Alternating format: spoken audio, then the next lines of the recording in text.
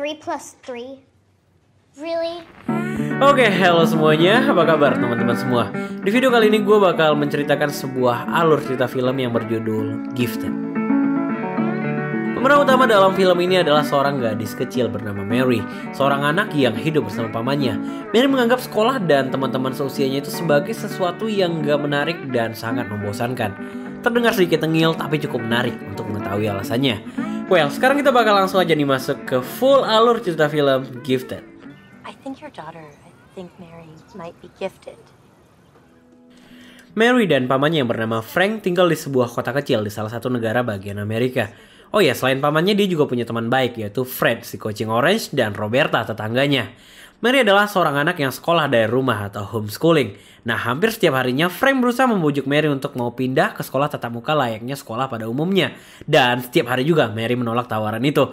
Namun setelah melalui percakapan yang rumit, untungnya bujukan Frank pada pagi itu berhasil membuat Mary merubah pikirannya. It's gonna be fun. You're gonna meet kids today you can borrow money from the rest of your life. It's gonna be great. Hari ini adalah hari pertama Mary masuk ke sekolah. Layaknya sekolah dasar pada umumnya, guru melemparkan beberapa pertanyaan seperti 1+1, 2+2, dan lain sebagainya. Semua murid sangat energik dan antusias. Tapi Mary malah terlihat bosan dan hanya tiduran di kelas hingga dia mengatakan, 3 plus 3? Really?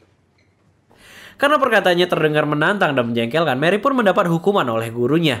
Ia diminta menjawab beberapa pertanyaan yang cukup rumit untuk seusianya. Namun Mary menjawab pertanyaan itu dengan sangat mudah, malah kayak nggak mikir sama sekali. Sampailah pada sebuah pertanyaan yang sangat kompleks, yaitu perkalian bilangan. 57 multiplied by 135 is? Okay. Who can tell me what? 7,695. Guru yang gak percaya pun langsung ngambil kalkulator buat mastiin jawaban Mary itu. Dan yap, jawabannya benar berserta dengan akar-akarnya. Dan ini adalah hari kedua Mary masuk sekolah. Pagi itu kepala sekolah datang untuk menyambut semua murid-muridnya. Namun di sini Mary berulah, ia membentak kepala sekolah dan memintanya menelpon Frank untuk menjemputnya sekarang juga. Hal ini pun membuat Frank harus datang dan meminta maaf ke sekolah tersebut. Sesaat sebelum Frank dan Mary meninggalkan sekolah itu, gurunya bernama Bunny Stevenson menghampiri mereka dan mengatakan, I think Mary might be gifted. sedikit basa-basi hingga gurunya mengatakan bahwa Mary memiliki bakat yang sangat hebat dalam matematika. Seketika Frank pun langsung menyangkal dan mengatakan bahwa itu adalah sebuah teknik bilangan yang berasal dari Nazi Jerman, yaitu sebuah teknik yang bernama Trachtenberg, sambil menolak pernyataan ibu guru itu. Sesampainya di dok kapal tempat Frank bekerja tentunya, Mary pun kembali meminta kepada pamannya itu untuk mengeluarkannya dari sekolah dengan mengatakan sebuah alasan, yaitu ia mendapat masalah hanya karena menjawab pertanyaan.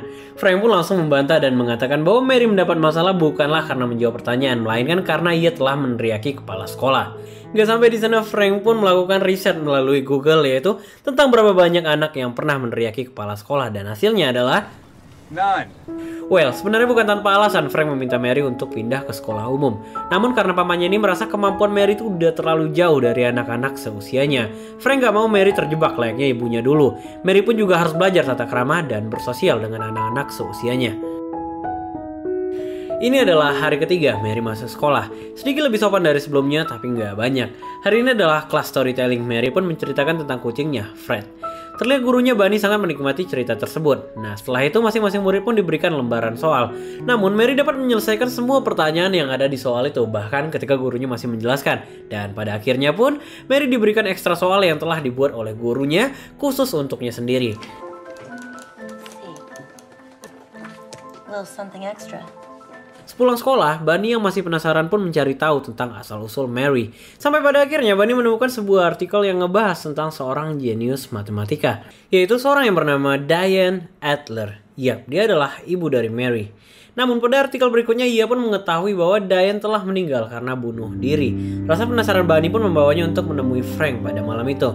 Mengetahui Frank telah membohonginya atas bakat yang dimiliki oleh Mary, Bunny pun meminta Frank untuk menceritakan tentang Mary yang sesungguhnya. Akhirnya Frank menjelaskan bahwa pada malam itu Mary dan Diane datang kepada Frank untuk bicara.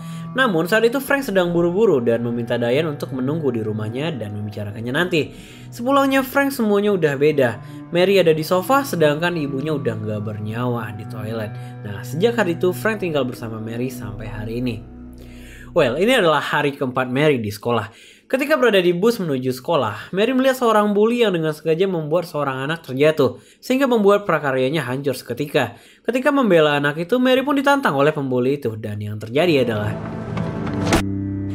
Yap, ini adalah kali keduanya Frank dipanggil ke sekolah. Meskipun Mary memukul bully itu hingga hidungnya patah, Frank sama sekali nggak menyalahkan Mary. Saat menghadap kepala sekolah, Frank malah mengatakan bahwa ia bangga terhadap Mary karena ia telah membela yang seharusnya dibela. Kepala sekolah pun sempat mengancam akan mengeluarkan Mary. Namun Frank terlihat di sini nggak ambil pusing meskipun ia tahu itu hanya sebuah gertakan. Singkat cerita, ternyata kepala sekolah punya niat lain pada ponakannya itu. Mengetahui Mary adalah seorang anak jenius, ia pun menawarkan beasiswa full kepada Mary untuk pindah ke sebuah sekolah anak-anak berbakat yang bernama Oaks Academic. Mendengar hal ini, wajah Frank pun langsung berubah seolah ia tidak asing dengan tawaran tersebut. Kepala sekolah pun kembali meyakinkan bahwa hanya ada satu dari sejuta anak yang memiliki bakat seperti Mary. Dengan senyum, kepala sekolah mengatakan bahwa ia akan menanggung seluruh biaya Mary. Surprise-nya, Frank menolak tawaran tersebut. Hal ini tentu membuat semua guru yang ada di ruangan kaget. Di akhir kalimat, kepala sekolah pun mengatakan bahwa kurikulum sekolah ini nggak bakal mungkin bisa handle Mary layaknya seorang anak yang berbakat. Dan Frank pun menjawab untuk memperlakukan ponakannya itu layaknya anak-anak pada umumnya sambil meninggalkan ruangan tersebut. Bring me every piece of paperwork we have on this girl. Sesampainya di depan rumah, ternyata ibunya Frank telah menunggunya, yang artinya itu adalah ibu dari ibunya Mary. Namun sayangnya Mary nggak mengenali wajah dari neneknya itu. Wajah Frank di sini terlihat nggak begitu bahagia saat Evelyn memberikan laptop baru untuk Mary. Dan Evelyn pun di sini terlihat ingin berbicara lebih dalam gitu, namun Frank menolaknya dengan alasan bahwa Mary memiliki banyak PR malam ini. Namun kedatangan Evelyn jelas bukan hanya untuk memberikan Mary sebuah laptop, melainkan ia ingin komplain kepada Frank karena menempatkan Mary pada lingkungan tempat tinggal dan sekolah yang nggak berkualitas. Evelyn juga dengan kontras meminta hak asuh atas Mary dan ingin membawanya. Ia berjanji akan memaksimalkan potensi Mary dan memperkayainya. Namun dengan tegas Frank menolak hal itu. Menurutnya cara Evelyn hanya akan mengubur Mary dengan setumpukan les-les dan menyerahkannya kepada profesor tua sepanjang hidupnya. Menanggapi Frank yang tak mengikuti kemauannya, Evelyn pun mengatakan bahwa Frank telah mengambil hak asuh Mary secara ilegal dan ia akan membawa hal ini ke jalur hukum. Here's an idea. Stop thinking about me and you and start thinking about he'll have the bucket of beer. Well, sedikit gue ceritain di sini, Evelyn atau ibunya dari si Frank ini adalah seorang ahli matematika seperti turunannya, Diane, yang itu artinya ibunya dari si Mary. Seorang yang perfeksionis dan gak bisa berkompromi. Karena sebuah alasan, kelahiran Mary pun juga gak sesuai dengan rencananya. Maka dari itu dia gak pernah nemui Mary sejak hari kelahirannya, dan ini pertama kalinya. Jadi dari awal kelahiran Mary gak ada satupun keluarganya yang mau mengasuhnya, sehingga Frank mengambil alih untuk mengurus Mary. Nah, ketika Mary tumbuh besar dan diketahui sebagai anak jenius seperti ibunya, neneknya Evelyn langsung mau ngambil alih anak ini untuk sebuah tujuan. Pada malam harinya, Frank yang sedang berada di bar pun kembali ditemui oleh gurunya Mary, yaitu Bunny. Bunny mengatakan bahwa ia cukup concern mendengar masalah yang sedang dihadapi oleh Frank. Di momen ini mereka terlihat memiliki cukup waktu untuk sebuah obrolan yang panjang. Well, seperti yang kita semua ketahui, obrolan yang diiringi oleh alkohol akan menghasilkan sesuatu yang mantap. Dan there we go. Scene berpindah pada keesokan harinya. Pagi itu terlihat Mary yang sedang menginap di rumah Roberta sedang sibuk mencari DVD favoritnya. Namun Roberta yang sedang sibuk nggak bisa ngebantu Mary sehingga Mary balik sendiri ke rumahnya dengan ngebawa kunci yang udah dititipin ke Roberta. Nah, pas masuk ke rumahnya, Oh my god! iya, Mary pun berhasil membuat Frank dan Bunny canggung satu sama lain pada pagi itu. Beberapa saat kemudian, Frank pun menerima surat putusan dari pengadilan yang mengatakan bahwa Evelyn berhak diizinkan untuk membawa Mary ke Boston bersamanya dalam waktu 2 hari. Looks like Mary gets to go to Boston for a couple days. Dan sampailah pada momen itu. Hari pertamanya di Boston, Mary tampak sangat bahagia melihat tata kota yang sangat megah. Sedangkan pada malam harinya, Evelyn memperlihatkan album fotonya bersama Diane yang terlihat sangat akrab dan selalu berdua. Mary pun mengambil album foto kedua yang isinya adalah foto Evelyn saat masih muda beserta kampusnya yaitu Cambridge University dan beserta tim research matematikanya. Namun saat bertanya lebih jauh, Evelyn menolak untuk menjawab dan meminta Mary untuk segera tidur dengan alasan bahwa Mary akan mengerjakan banyak hal pada esok hari. Well, ini adalah hari kedua Mary di Boston. Mary dibawa oleh Evelyn ke sebuah tempat seperti university gitu, yaitu untuk memecahkan sebuah bilangan matematika. Sebelum sampai ke kelas itu, Evelyn menjelaskan tentang pajangan besar yang ada di tembok yang mereka lewati. Yap, ia mengatakan bahwa seharusnya foto Diane berada di tembok itu. Namun Diane gagal ketika hampir menyelesaikan proyek tersebut. Maybe I'll have my picture up here someday. If you really desire it, you can have your picture there, darling. I can help you. Sampailah di kelas itu, Mary diminta untuk memecahkan masalah bilangan yang ada di hadapannya. Namun Mary terlihat kebingungan yang cukup lama. Profesor pun terlihat meremehkan Mary dan memutuskan untuk menutup soal itu. Nah, saat berjalan keluar, wajah Evelyn terlihat sangat kesal seolah dia nggak terima sambil berjalan cepat. Mary pun mengatakan bahwa itu hanyalah pertanyaan sederhana, tapi karena soal yang diberikan salah, maka masalahnya nggak bisa dipecahkan. Mendengar hal ini, Evelyn pun langsung berputar arah dan kembali ke ruangan tersebut. Alhasil, Mary pun berhasil menyelesaikan masalah bilangan itu dengan sangat mudah. Di akhir kalimat, profesor pun bertanya alasan Mary kenapa dia nggak mengoreksi soal itu kalau dia tahu kalau itu salah dari awal. Dan Mary pun menjawab, Frank says I'm not supposed to correct older people. dan Mary pun diantar pulang pada hari itu. Sesampainya di rumah, Frank mengatakan bahwa Mary akan bertemu seseorang untuk menjawab beberapa pertanyaan sesuai putusan pengadilan. Frank pun meminta Mary untuk tidak nakal dan menjawab pertanyaan dengan jujur. Di momen ini Mary sempat membahas soal Evelyn. Mary pun mengatakan bahwa ia sangat menyukai Evelyn karena Evelyn sangat mirip dengan ibunya dan But I don't want to live with her. She's bossy. I've heard that. scene berpindah pada sebuah ruangan di mana Mary diwawancarai. Mary mengakui bahwa Evelyn memintanya untuk tinggal bersamanya, sedangkan ia ingin tinggal bersama Frank, pamannya. Dengan wajah ngeselinnya, Mary pun menjawab semua pertanyaan termasuk tentang teman dekatnya yaitu Fred dan Roberta. Namun wanita itu cukup kaget mengetahui bahwa sahabat Mary yang bernama Roberta itu adalah seorang wanita berumur 40 tahun. Well, scene pun berpindah pada ruangan pengadilan dan ini adalah sidang kedua. Di momen ini Evelyn mendatangkan ayah kandung dari Mary untuk membantunya memenangkan hak asuh Mary. Namun statement dari ayahnya ini sangat mudah dipatahkan oleh pengacara Frank. Semua perkataannya dinyatakan tidak logis dalam upayanya mencari Mary. Bahkan nama tengah dan tanggal lahir anaknya sendiri ia tak mengetahuinya. Sehingga sidang kedua itu dimenangkan oleh Frank dan pengacaranya dengan telak. Selesai dari sidang itu, Frank sedikit bercerita dengan ibunya. Nggak seperti layaknya obrolan seorang anak dan ibu, melainkan seperti seorang teman saking canggung dan kakunya keluarga ini. Take it to the airport.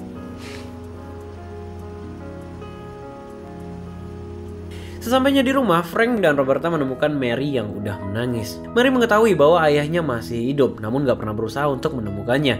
Mary juga menambahkan bahwa ayahnya tinggal di kota yang sama dengannya, bahkan tanpa bantuan navigasi pun ia dapat menemukan Mary. Merasa gak ada yang menyayanginya, Frank pun langsung mengajak Mary ke sebuah rumah sakit dan meminta mereka berdua untuk duduk dan menunggu. Dan setelah sekian lama, Mary yang telah tertidur pun dibangunkan oleh Frank untuk menyaksikan sesuatu, yaitu It's a boy.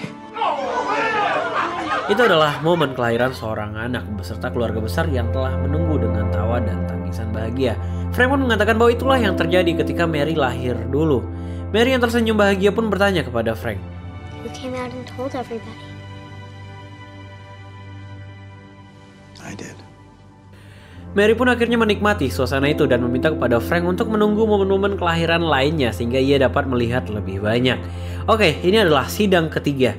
Topik pada sidang kali ini lebih intens daripada sidang-sidang sebelumnya, yaitu tentang Evelyn, Frank, dan Diane, ibundanya Mary. Pengacara Frank membuka bahasan tentang cara Evelyn mengasuh Diane.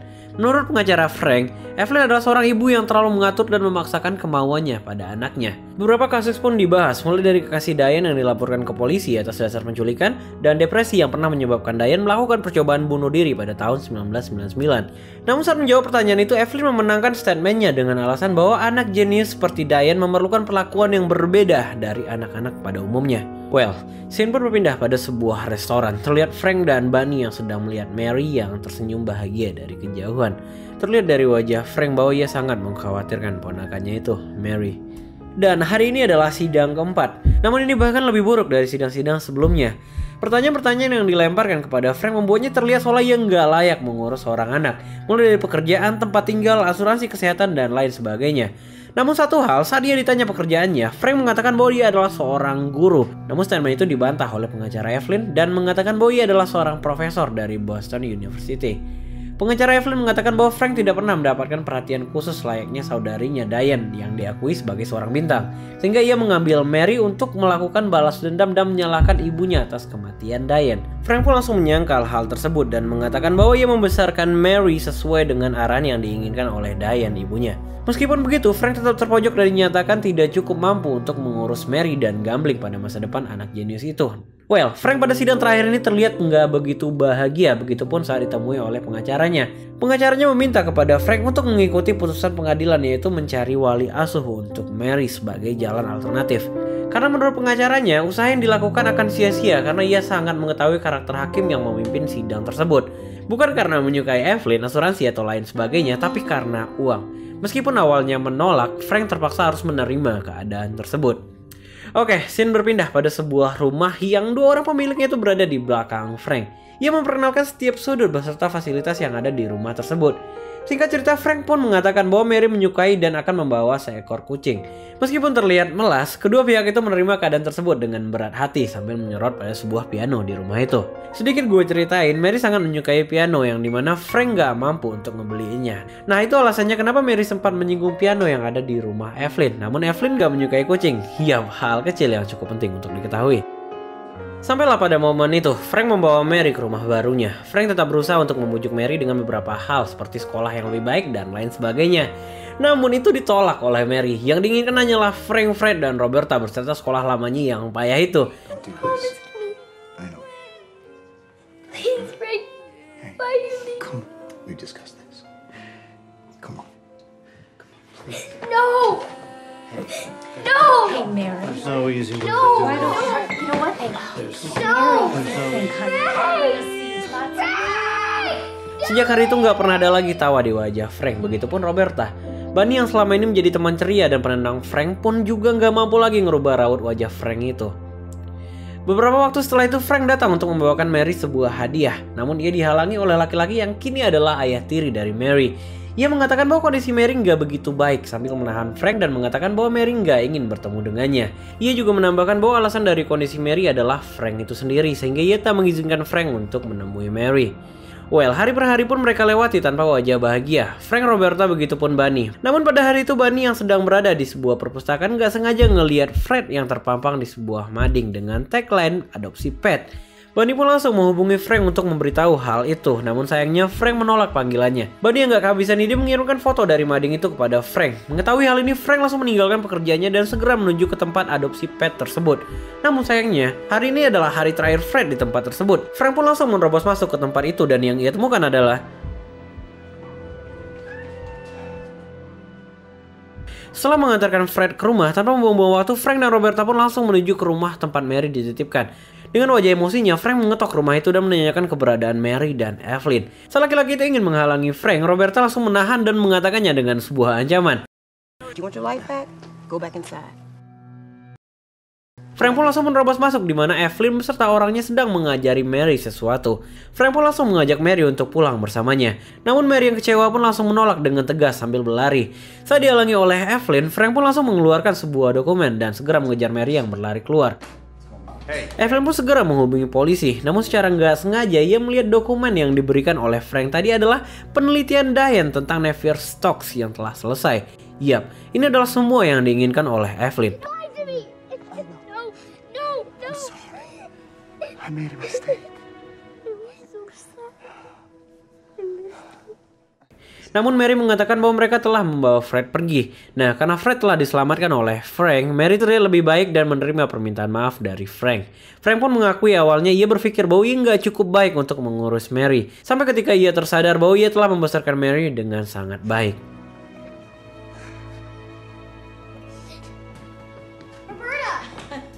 Oke, scene pun berlanjut kepada Frank dan Evelyn. Percakapan yang cukup intens pun terjadi terkait tentang Diane dan penelitiannya. Frank terlihat mengeluarkan semua emosinya. Ia pun mengatakan secara tegas bahwa Frank mendidik Mary sesuai permintaan Diane. Evelyn pun langsung mengalihkan dengan menanyakan alasan mengapa Diane tidak menerbitkan penelitiannya. Dengan wajah sedih, Frank mengatakan bahwa Diane pernah menceritakan bahwa ia akan menerbitkan penelitian luar biasa itu, namun setelah hari kematiannya. Evelyn langsung membantah statement itu, karena kematian Diane adalah 6 tahun lalu, sedangkan penelitian itu masih belum diterbitkan hingga hari ini. Namun, yang dimaksud oleh Frank bukanlah kematian Diane, melainkan kematian. Wait for me to die. Mendengar hal ini, Evelyn hanya bisa terdiam dan menunduk tanpa mengatakan sepatah kata pun. Frank mengatakan bahwa ia telah membujuknya, namun ia tak bisa mematahkan kerasnya pemikiran Diane.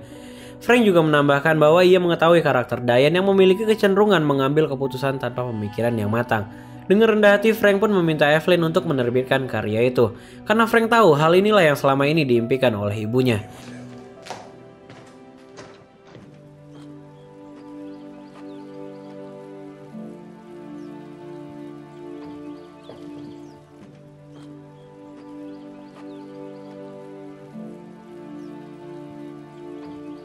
Sesaat setelah Frank meninggalkannya, sambil menangis Evelyn menghubungi MIT untuk segera menerbitkan karya luar biasa itu. Evelyn Adler. For Seymour Shanklin, please. Well, scene berpindah pada sebuah university. Terlihat proses mengajar sedang berlangsung. Namun salah satu orang yang ada di ruangan itu adalah Mary. Ya, bakat yang dimiliki Mary membawanya ke dalam sebuah kelas yang jauh di atas usianya. Mulai dari hari itu wajah Frank pun kembali tersenyum seperti sebelumnya. Nah, sebelum mereka sampai ke rumah, Frank pun memutuskan untuk berhenti ke sebuah tempat, yaitu... Well, senyuman terakhir Frank dan Bunny pun menjelaskan segalanya. Betapa bahagianya mereka atas kembalinya Mary. Nah, meskipun Mary sempat meremehkan sekolah lamanya, kini ia tampak sangat merindukan teman-teman seusianya, bertingkah layaknya anak seumurannya, dan itu adalah semua hal yang diinginkan oleh ibunya, Diane. Film pun selesai dengan ending yang sangat bahagia. Well, sebelum gue minta teman-teman semua untuk subscribe dan komen, gue mau tanya dulu nih pendapat kalian. Ada dua sudut pandang di film ini. Frank si paman yang tulus menyayangi ponakannya, Mary, dan neneknya Evelyn yang sangat straight dan menginginkan Mary untuk mengolah bakat yang ia miliki. Kalian kubu yang mana? Bisa komen di bawah. Buat teman-teman yang mau nanya atau request film, kalian juga bisa komen di bawah. Dan sedikit informasi, dikit lagi kita mau 100.000 subscribers nih, gengs. Kalian tahu harus ngapain. Terima kasih udah nonton sampai habis. Sampai ketemu lagi di video selanjutnya. Bye-bye. Oke.